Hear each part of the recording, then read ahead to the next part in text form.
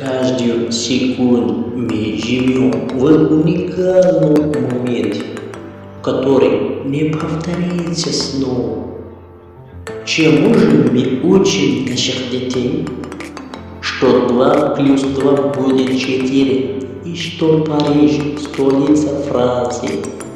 Но когда же мы начнем обучать их тому, что они сами такое, мы должны говорить им: ты знаешь, кто ты? Ты чудо, ты уникален. За все время другого человека, которого ты еще не видел.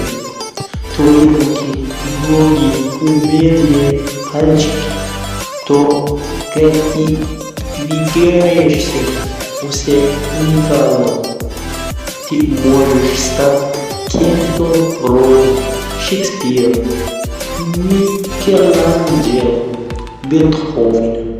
Ты можешь все. Да, ты чудо. И когда ты вырастешь, как сможешь, ты вредит другим чудесным, уникальным людям. Мы все должны работать, чтобы сделать этот мир достойным того, чтобы наши чудесные дети жили в нем.